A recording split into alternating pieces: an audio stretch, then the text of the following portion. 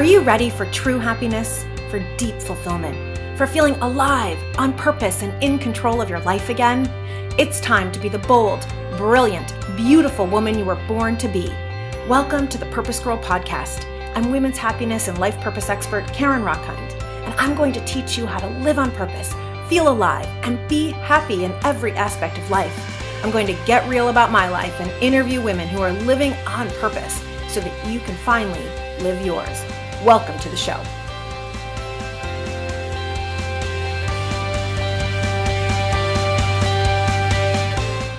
I was in the bath and I had a realization this week. I want to feel strong in my body. I'm not talking about losing weight or getting into a bikini for the summer.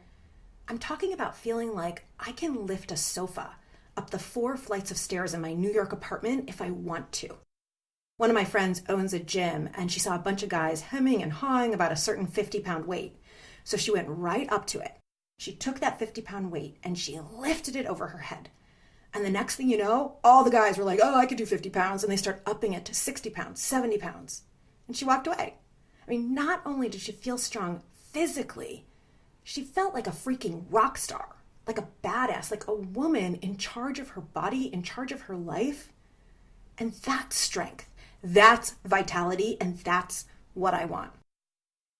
Mind, body, spirit, vitality. And that's what we're going to talk about today. You are in for such a treat. My guest is my inspiration, my role model in business. She is in her 30s, and she has not only started a $1 million business that is growing every year, it is a benefit corp. It's a B-Corp, and it's dedicated to human flourishing. It's dedicated to increasing the well-being of individuals all over the world, of corporations all over the world. And perhaps the most impressive thing about her is her heart. She makes all of her decisions based on her heart and her gut. I mean, this woman walks her talk. So I'm going to introduce Emiliya Zhivotovskaya, and I have to tell you, she was born in the Soviet Union. She immigrated to the United States as a little girl at 5, not even knowing the language. I mean, she did not know any English. And now she is the CEO of the Flourishing Center, this New York City-based $1 million plus business, all dedicated to human flourishing. She's the creator of the Certificate in Applied Positive Psychology program, which is offered in 11 cities around the world. She has her master's degree in Applied Positive Psychology from UPenn. She's currently pursuing her PhD in mind-body medicine from Saybrook University. She's also an adjunct faculty there. And she is like, if there's a certification, this woman has it in vitality. She is a master coach, yoga instructor, Reiki instructor, Intensati, which is an exercise you have to look up. It's amazing. Thai massage, pole dancing. I mean, this woman, she even threw the pole dancing bachelorette party for me when I got married to Josh. She is the queen of vitality. She has an incredible story of resilience, strength, vitality, mindset, all using the science of happiness to heal millions of people. I am so excited. Emiliya, welcome to the PurposeGirl podcast.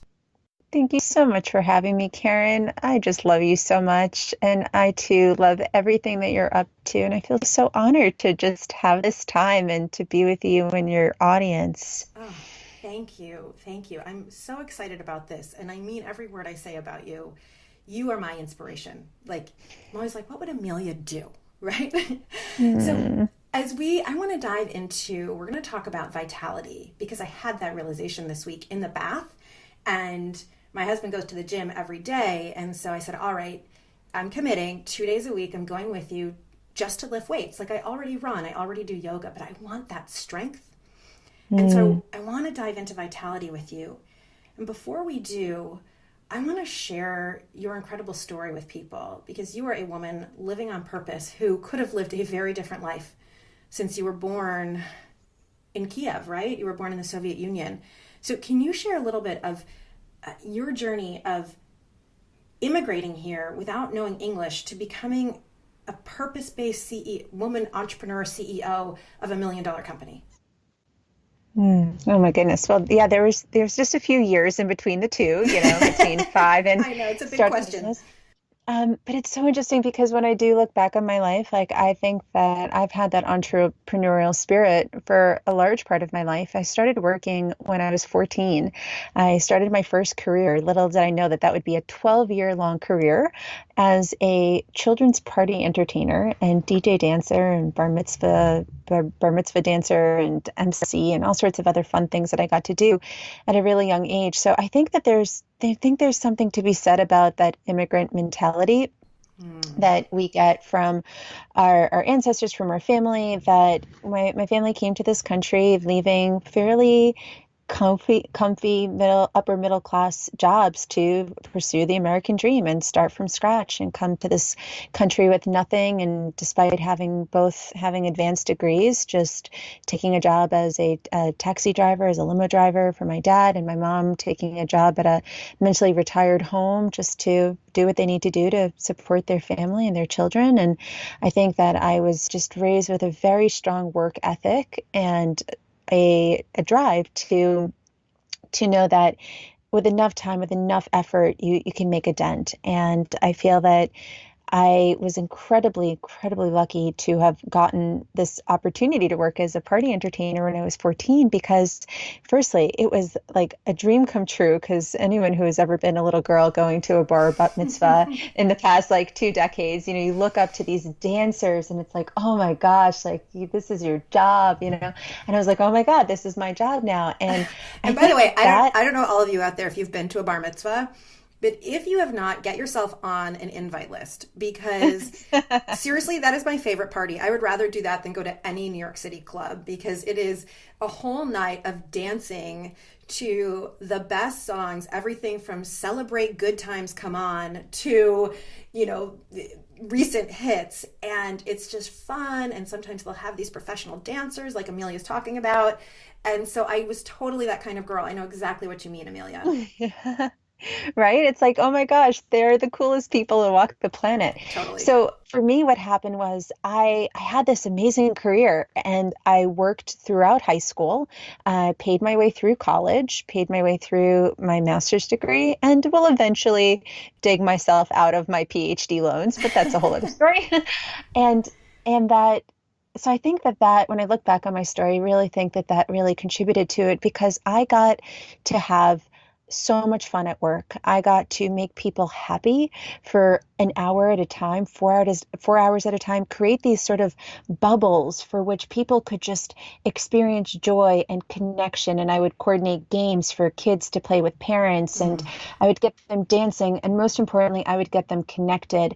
And it actually ties into vitality, because I remember those were some of my early visceral experiences about the power of movement and the power of group movement together. Because I used to walk into a crowd and, after years of doing it, you just hand me the mic and I could have 200, 300 people in an audience. And I knew that if I could just get them clapping along to the beat of the music, following my lead, I knew I would have them for the next 4 hours, because there's I had these opportunities to create experiences for people, and I brought joy into people's life. And so when I was finishing college and thinking about, what am I going to do with my life, or what am I going to make my next career, I basically either had the option to keep entertaining. I already started a kids' birthday party company at the age of 18 that I had a business partner in.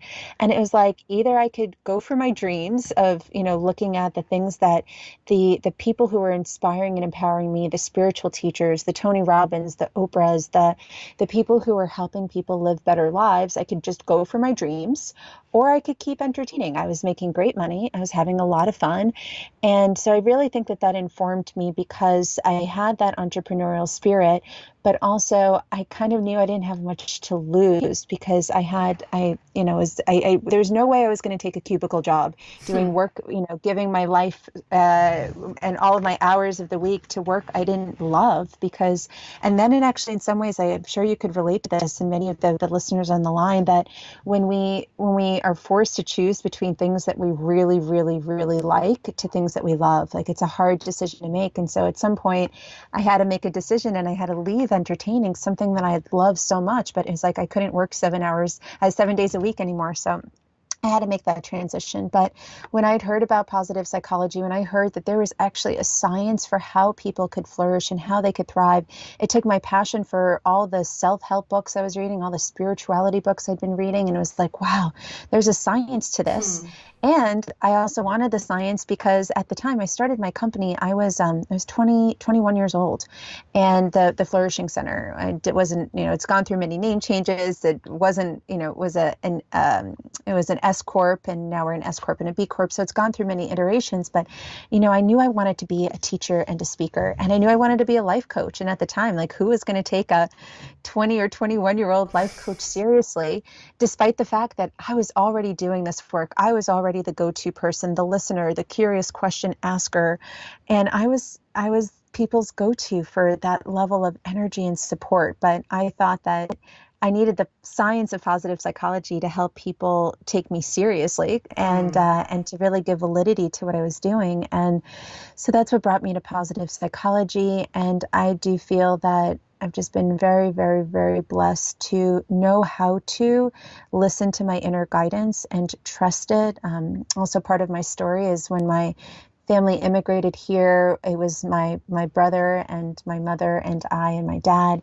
And when my brother was 24 and I was 14, he died in an accident. He was swimming at night with his fiance and two of their friends, and his fiance started drowning, and he ran in to try and save her.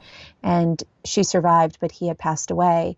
And that was a very traumatic time, obviously, in my life. It was 14 was this like kind of melting pot for starting my career as an entertainer, stepping into quote unquote being a woman, and finding sexuality and boyfriends and stuff, and then also death, the loss of my brother. But I really feel that on a spiritual level, I felt his guidance as my spirit guide, and I felt the universal guidance. And I just feel like I just do my best to just show up every day, and there's always never ending list of things that need to get done. But I just do my best to put one foot in front of the other and stay in alignment and listen for where the universe guides me. And, it's guided me to some really beautiful places. And I just feel humbled that we've gotten the opportunity for, we've been in business for 10 years. Most businesses fail in the first 5 years. So, we're finally getting our roots, and it's just, if you do anything for 10 years, it starts to and work as many hours as I have, like it starts to take root. And I feel very grateful that we've gotten to train practitioners in positive psychology and help other people make a lasting impact on others as well through their voice and their passions and their interests. I mean, it's so incredible. There's so many points of your story. One of which is you had this moment at 14 when you were becoming a young woman, like you said, all of a sudden there's sexuality, and there's, you were starting your career as an entertainer, and it was like life was starting at this moment where death came. And my heart is just so full of love for you and for your brother. And there's that pivotal moment, of, here was this huge pain, and you could have allowed it. Nobody would have blamed you if you had just become kind of like a drug addict kid who dropped out of school. I mean, it's so traumatic for a teenager, but you used it for purpose. You used it as a guide. We all have those moments where we can go either way. And I'm just really remarking on how you saw this as, obviously, I'm sure you were in so much pain, and here's your brother, and he's my spirit guide, and I'm allowing him to guide me forward. That is a lesson we all can take, because we're all going through some sort of challenge, right? Whether you're hating your job, or you're feeling stuck in your marriage, or you have a child who's ill, there's this moment of shifting and deciding that you're going to engage in well-being and you're going to live on purpose. I think it's incredible. Yeah, and I'll add to that that I like when I'm really honest with myself, it's not like they do in the movies. It's not like, oh, we have a 2 hour movie, so you really got to get that whole like pivot point. Like it's got to all happen within like one Right. moment in time, 3 to 5 minutes. Like it took time, and it's one of those you can connect the dots backwards, not necessarily Mm. forward, as Steve Jobs has pointed out. So yeah, I think that the reminder that while we look back and we can say that was a pivotal moment, that moment was made up of lots of little moments. It came from moments of just kind of crying and going through all of the emotions of just like being angry and being in despair and being so sad and then being scared and there's and then there's that moment of like, okay, if my brother were alive, like what would he want me to do? Mm. How can I carry his memory forward? And then the stuff that's never really done. So I want to honor what I said, like it was a pivotal moment in time. I also want to just remind everybody that's listening that, the moments, they feel like a moment when you look back on them, but they're often little drops in the bucket and little drops in the bucket. And that's why I think that part of the personal mastery is just knowing how to experience all of your life experiences and just know how to move through them, knowing that they're all temporary and that there's always a little drop of wisdom within each Mm. emotion that you feel, with each thought that you have, with each experience you have. I love that. I love that. My last episode was actually all about anger and grief and kind of the quote unquote dark emotions. I don't even want to call them negative emotions, but the value of feeling them all and experiencing them. And that is really part of vitality. Yeah. So you just mentioned something so interesting. I'd love for you to describe. You said personal mastery. So what does that mean? Hmm. I think of personal mastery as the way that it was taught to me by one of my early mentors, Dr. Srikumar Rao. And this was back when I was still I think I was 18 when I met him. And I was like, you're going to be my mentor, like it or not, you're my Yoda. And I like basically like clung to his leg and was like, teach me everything you know. And he taught a course that was actually offered at Columbia Business School at the time. And he was also a marketing professor at Long Island University, where I was studying. And I heard that he used to teach this class there. And I actually petitioned the school and got students that were interested in taking it because I had to take this class. It was everything I knew I needed about life skills that I wasn't getting in college. And the course was called Creativity and Personal Mastery. Mm. And Shukumar used to say all the time, are you showing up in the world the way that you want to? And that is the way that I define personal mastery. It's the ability to show up the way that you want to feel how you want to feel when you want to feel it, Mm. to do the things that you say you want to do, and to think the way that you want to think, thinking in alignment.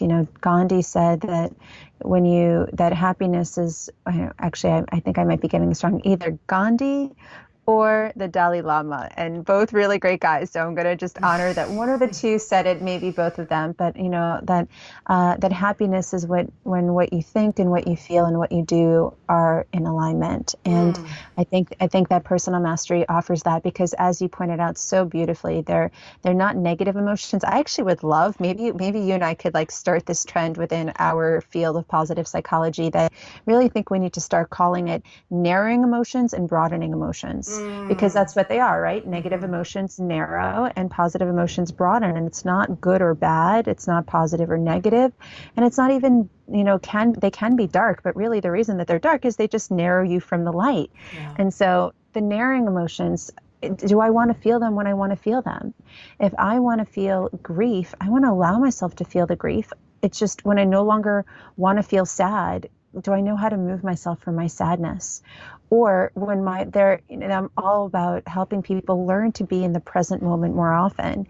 However, there are times where love to think. Anyone that knows me knows that like my brain just does all sorts of fascinating stuff. And for me, there's nothing juicier than like laying around in bed on a lazy Sunday morning and just thinking, thinking about anything. I think about things I want to create. I think about things I haven't done yet. I think about things that I've said. I go in and out of dreamland. Like, I'm like, my mind is all over the place, but I like it to be that way because I'm just kind of relaxing. But can I focus my mind when my thoughts are all over the place? And then there's personal mastery over the body. Now, mind you, I was not an athletic kid. When my parents moved from Ukraine to New York, we moved into Brooklyn, into an inner city school where the school didn't have a budget for things like art, music, and gym classes. So we would alternate, like once a week you'd get like an art class and the other week you'd have a music class. It wasn't the way that I've learned when we then later moved to Long Island that people had like physical activity and gym classes or like and sports like several and times a week or every day. Yeah. Yeah, exactly. Like I didn't have that growing up. And so like I still to this day don't know what to do with a ball. Like, can't really throw one, can't really kick one. Like not really quite sure what to do with that. You're an incredible watercolor painter. That could be a new thing for you. Thank you. I can paint a ball. I can sketch and paint a ball, but that's about it. Yeah. And so I wasn't really raised with athleticism, and I was a little bit of a chubby kid, and then I had this fixed mindset throughout my adolescence that, those kids were the athletes. And I was so insecure about being the one to fumble with the ball, or so insecure to try to run as fast as I could and show up last. Yes. One of my like funny stories, when we had to run the mile when I got to high school and I was living in Long Island, and again, physical activity was just much more a part of the school culture. I was like the punk ass kid who walked the mile smoking a cigarette on the track. Because, so your whole class is running the mile, and you're like, I'm a badass and I'm smoking a cigarette in front of my teacher.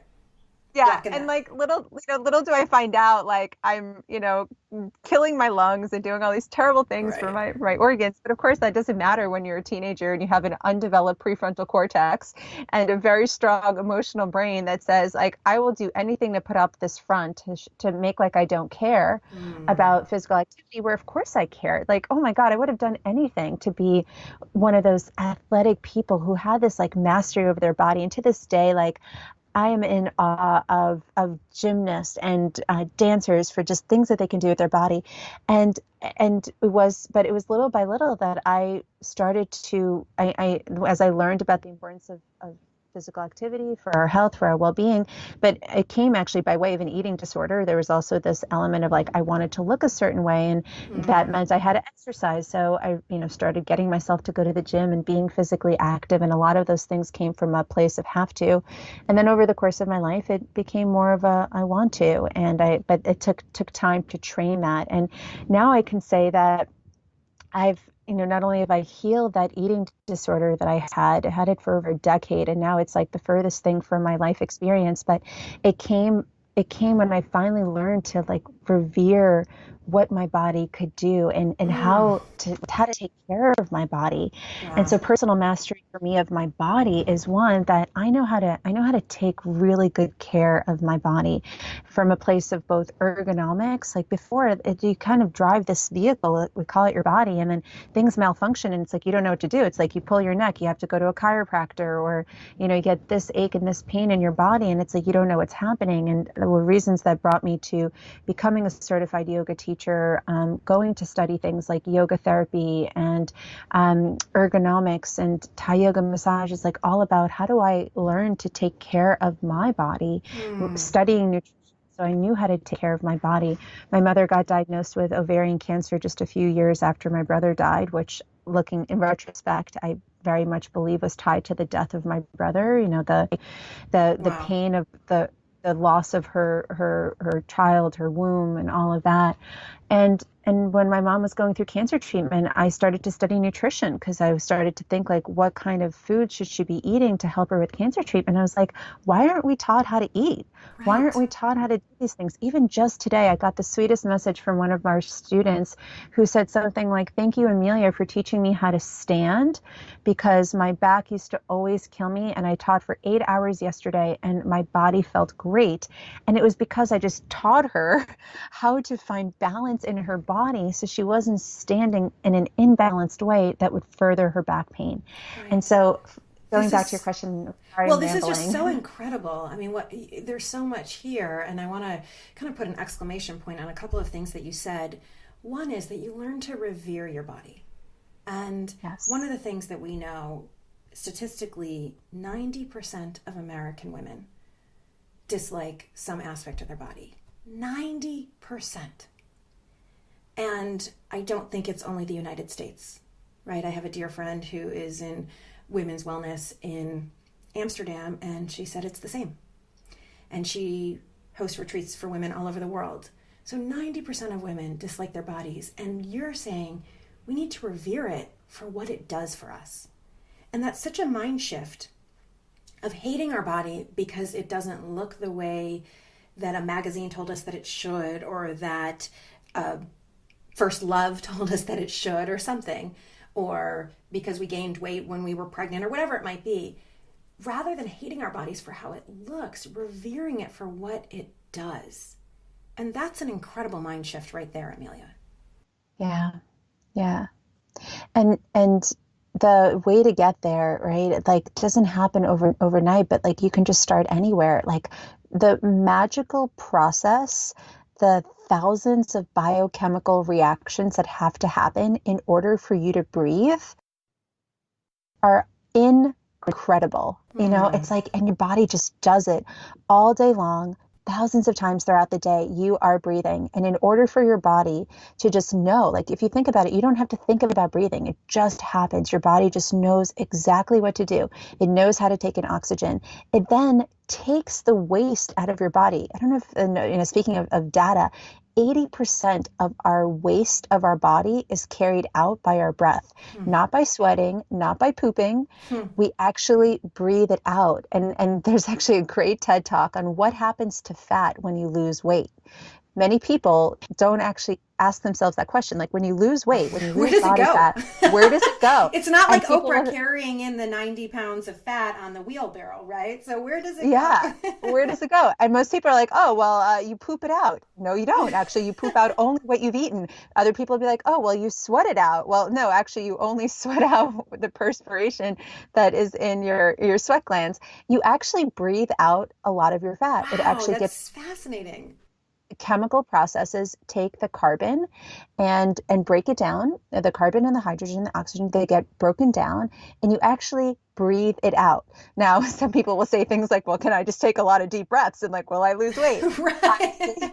You need to create a chemical Clever. combustion process where your body has to utilize the fat and has to want to break it down so that it can come out in your breath. But I mean, we are just such miraculous creatures. Right. It's amazing. Well, yeah, you're talking about knowing how our body works and how miraculous our body is. You're right. Our body just knows to breathe. And our body, when you get a cut, our body just knows to heal it. It's like, it really is this incredible machine. Our body knows how to pick up food. I mean, it's really incredible all how all of these things interact.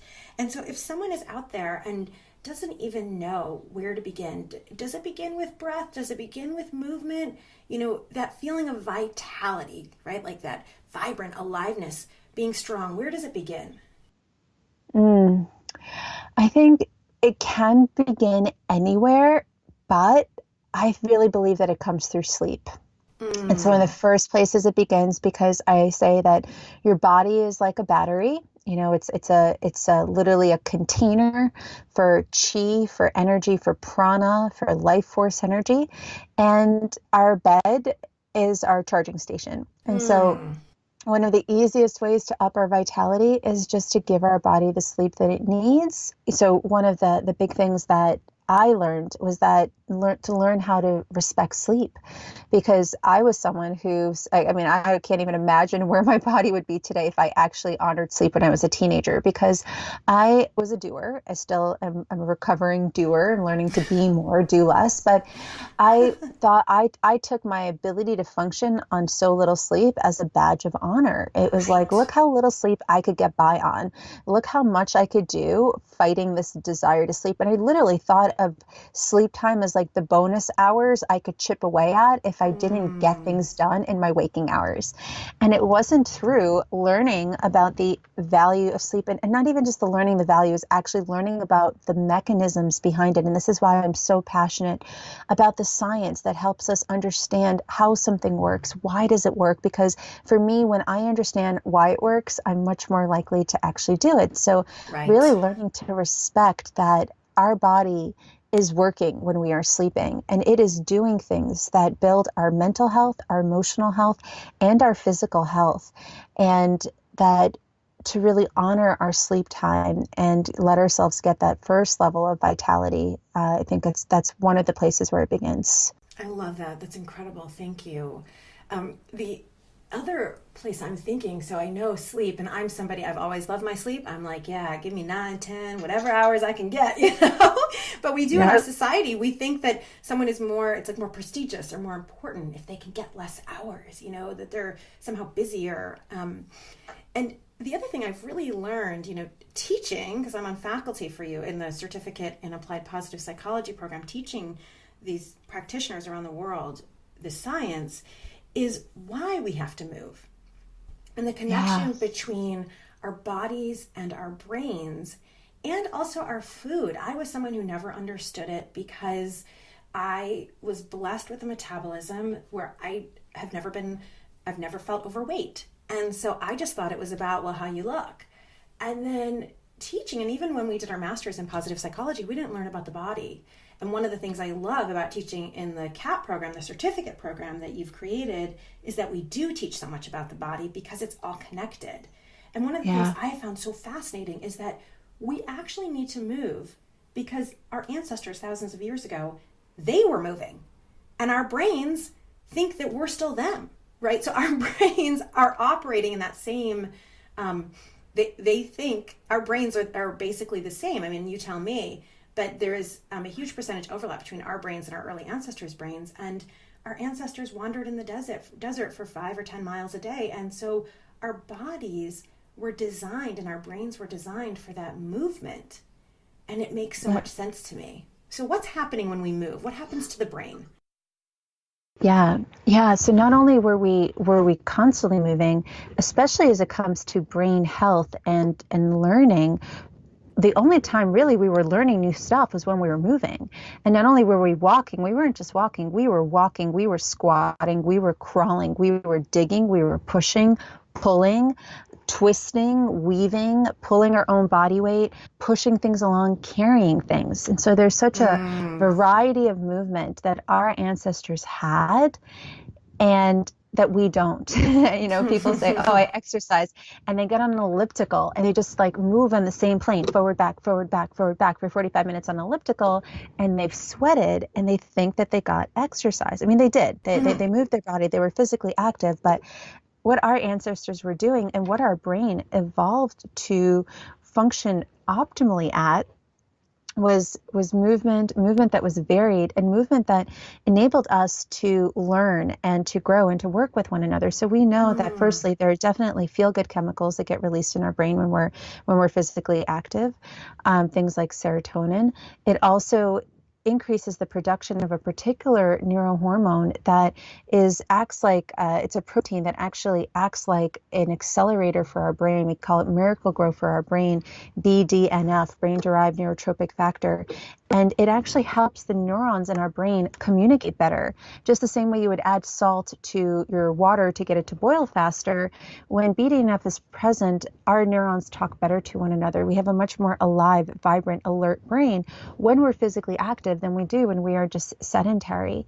And so movement is so important, and varied movement, not even just because it's going to give us more oxygen. So when we're moving, because our muscles need more oxygen in order for them to fire.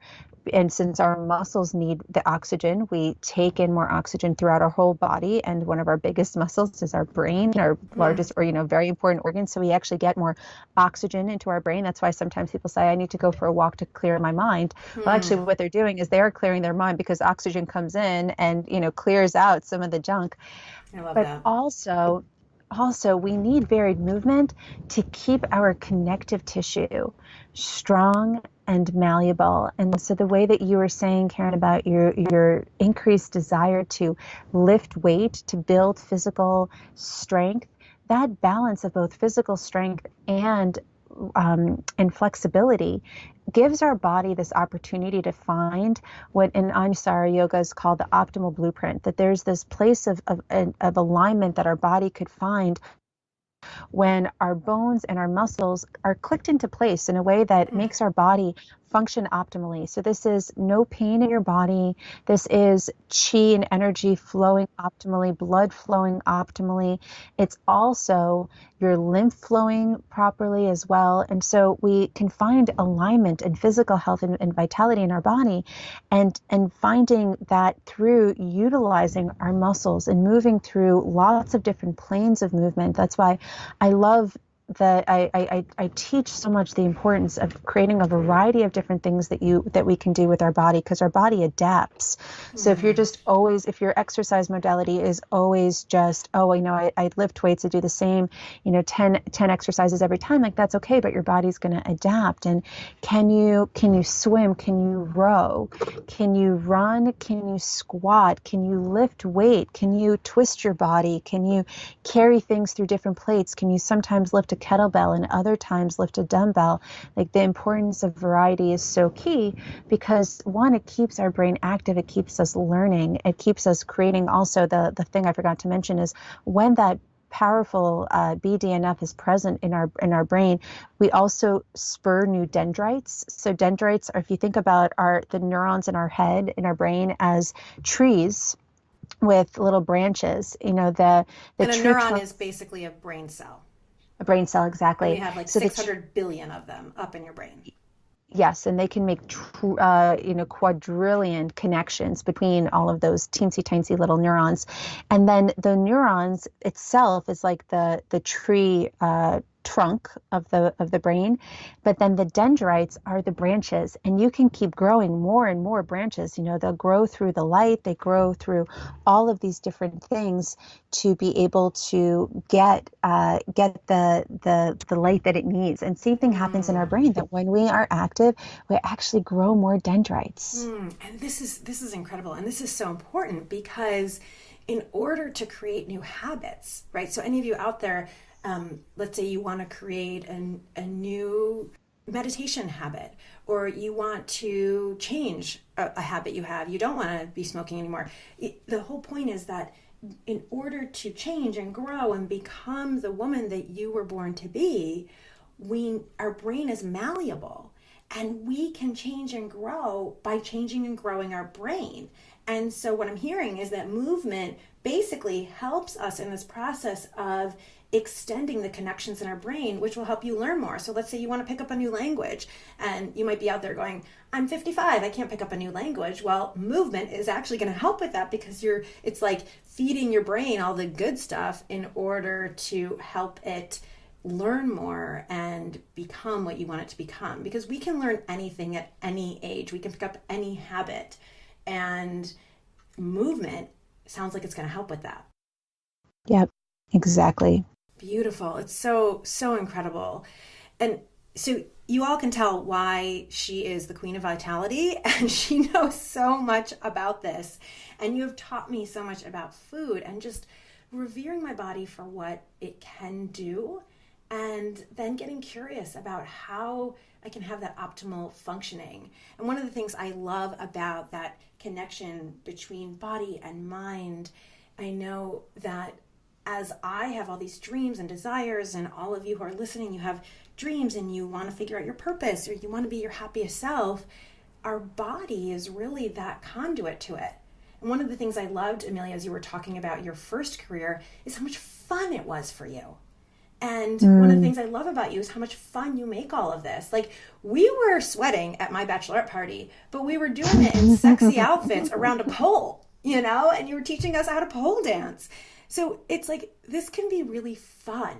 And it's something that I have so learned from you, is to make my vitality, right? Instead of like, oh, I have to eat well. Like, no, I'm choosing what I eat because I'm choosing to treat my body like a queen. I'm choosing that I'm a goddess and I'm treating my body like one. And so then I can make it fun. And what are the delicious, how do I make kiwi or mango, which are so delicious? Let that nourish me. And that's a gift that you have that I have so learned from you. Oh, thank you. Thank you. Thank you. So one of the incredible things, I mean, you've done a million incredible things, but I know when you set out to start this business 10 years ago, you just wanted to help people. You wanted to just inspire people to live better and to flourish. And here you are 10 years later, you now have this company that has multiple different learning opportunities for people, the primary of which is the Certificate in Applied Positive Psychology program, the CAP program, that in all transparency, I teach in. I mean, I love this. I love this program. And we've had, 1,000 people go through this program? Yep. Over 1,000 students. It is so incredible. And so why did you create the certificate program? Oh, such a great question. Thank you for asking. So I co-founded the CAP program with Louis Aloro, and it was at a time that we were teaching positive psychology classes at the New York Open Center. And we found that with every topic that we would teach, more and more people would be hungry for more. And we had developed programs in everything from gratitude and optimism and resilience and goal setting and visualization and brain chemistry and all of these different topics. And people were just so hungry for more and more and more and more. And part of the reason is because nothing like this had existed.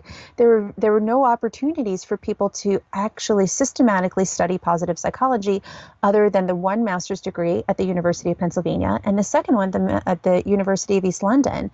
And so it was and so for people who were professionals like coaches or therapists or acupuncturists or people that worked with people, managers, CEOs of companies, recruiters, people who are constantly working with things like people's mind, there was really no training for them other than a master's degree. And many of our students already had advanced degrees. We get people who are psychologists who have a PhD in psychology. Just positive psychology didn't exist when they were going through schooling, otherwise they would have studied that. Right. And most people are not going to go get their master's degree in positive psychology at Penn or East London because it's $65,000 for 1 year. I mean, I often think those of us who did it are kind of a little bit crazy in the best way.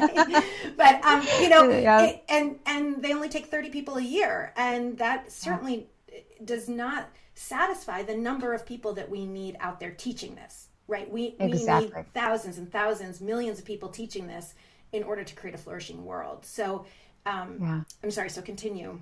Yeah, and that's exactly why we created it, but also how we created it was a really big part of it. So I co-founded it with Louis, and I built out this program based on what I wish we had when we were going through the master's degree at UPenn. So we created a program that not only is truly applied, that's hands-on, that teaches through interactive learning, and rather than always having people just sit through lectures, we pre-record lectures that people watch on their own time, and then they come in and they get to learn more lecture, but then interact with one another, and that we give our students our material so that they can start teaching right away. They can start coaching people with this work right away. They can start consulting organizations and communities with how they can integrate positive psychology. So with a huge emphasis on, and it came from all of the certification programs I had done, over the years that enabled me to sort of think about what does that mean? So it'd be crazy for a person to go through a yoga teacher certification program and not know how to teach a yoga class, whereas you can get a master's degree in India in yoga theory and yoga philosophy, and master's degrees are not doing the same thing that a certification program does for people. So we also spent a lot of time thinking about what is the actual application of positive psychology in a way that universities don't often really think about, because their job is to teach you the science and to teach you the theory and the research and the measurements and the assessment tools. And so that's a lot of what we've built out as well, is a whole system for how people can take a passion for helping other people thrive and turn that passion into a career. I freaking love it. It's so beautiful. And one of the there's so many incredible pieces of this program, but I love that you you're filling this need, and it's not just a need in the market, it's a need that we have for the world to flourish, and doing it in a way that it is so interactive and it's fun. I mean, you as an entertainer totally comes out in our classes because we take the dance breaks, because the exercises that have been created are fun and entertaining and have that element to it. And one of the things I love about it is that, and this is something I think that's so incredible, that says so much about you and Lewis as creators of this, is that certainly coaches and teachers take it, as well as business people. I had someone who worked with Morgan Stanley, who was a top executive for Morgan Stanley, take my class last semester, and because he works with people. And so it's bringing that in. I had a woman take my class who's doing it for herself, right? Every year I have people who do that because they just want to learn this for themselves. And her final project, there's a final project with it, was creating an owner's manual for herself, right? Her personal mastery owner's manual. How am I at my best? It was so cool. And so you have this range of people who are going to create programs, and they get all of our slides for that, but also who are deciding, I'm a change agent because as I change, everyone around me changes. Because that's the influence of me just being around my vet, or me just being around my neighbors or my partner or my kids. So it's really been inspiring to see the range of people. And so if anyone out there is interested in learning the science of human flourishing, the science of happiness, and learning the applied way, we're starting another certificate round of certification programs in the fall. And you can sign up right now. And in fact, Emiliya, you have to tell me, but we have a special rate right now. Is that right? Yeah. If they register before June 1st, they can save up to $1,500 off of the registration. So after June 1st, the price of the program is going up, and we've got 14 different programs starting this fall in places such as Philadelphia, New York, Boston, DC, Chicago, Vancouver, Toronto. So we've got lots of programs coming up in just the next couple of months, and we would love to have people take a look. If you go to getcertifiedinpp.com, PP standing for positive psychology, getcertifiedinpp.com, you can find that, or just go to our website, theflourishingcenter.com. I love it. And any of you out there, I'm just going to make a special plug because it's shameless and I don't care. I'm teaching Philadelphia, and I would love, love, love to have you in my class. Although I can tell you that any of the faculty is incredible. Every single one of these people I consider to be dear friends and colleagues and inspiration in my life. So, but if you want to be with me, and I would be so honored, I'm teaching Philly. So, so go to getcertifiedinpp.com. And I actually have a special rate for all of you. So anyone who wants an additional $100 off, you can use the rate Karen R27. That's CARIN R27. And you'll get that extra discount just to help you out a little bit.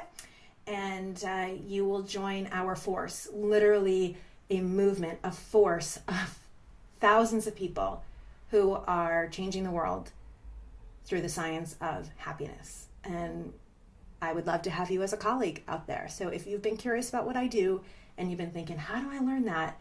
This is an incredible, incredible, incredible way to do it. And Emiliya, if anyone is interested in learning more about you, working with you in other ways, where do they find you? They can go to my website, emiliya.com, EMILIYA.com. You'll see just an opportunity to hit the contact form there, or happy to speak to someone if they want to just schedule a consultation call. It's emiliya.com/schedule. Awesome. And she is the bomb, as you can tell. And we could have talked about 10 different topics today. We just happened to choose vitality. So maybe you'll be back another time, Emiliya, and we'll talk about mindset, or we'll talk about some other aspect of flourishing. Okay, so it is time now for our Purpose Power Up play round, which is just when I ask you a couple of quick, fun questions, Emiliya, and whatever is the first question. Okay, let's do it. The first answer. Okay, here we go. Ready? What's something that everyone should do at least once in their lives? Go to Burning Man. Ooh. And I think I saw on Facebook you're going again. Going this year, second Okay. time. All right, Burning Man. I've never been. It wasn't on my list, but if you're saying it's a must do. Okay, number 2. Who inspires you to be better? My best friend, Caroline Valentino. What about her? She knows me better than anybody else in the world, and she uses her deep, deep, deep intuition and always calls me out on where I can grow. And she sees me, and she just always challenges me to really follow my path and follow my wisdom. So beautiful. I love it. I love it. Beautiful. And she has a one-woman show going on in New York City right now, so highly recommend that. All right, last question. What song gets you pumped up, excited, and ready to take on the world? Oh, Safe and Sound. I love that song. I will build you up. I will show you where you want to be and take you where you want to go. I messed up the lyrics just there, but it pumps me up so much that I don't even remember what the lyrics are. Just thinking about it makes me want to sing and dance. I know. I started bopping along with you. I hope you all did out there too. I love it. I love it. I love it. With that, it's been such a pleasure to have you on, Emiliya. Thank you. Any of you out there, you want to learn more about the science of positive psychology, we would be honored to work with you. Go to certifiedinpp.com. And as usual, for more information on how to live your purpose, to get your free Living on Purpose guide, please go to PurposeGirl.com. Join the movement of women living on purpose and teaching other people to do the same. May you live purposefully. May you love yourself. And may you love life. Bye for now.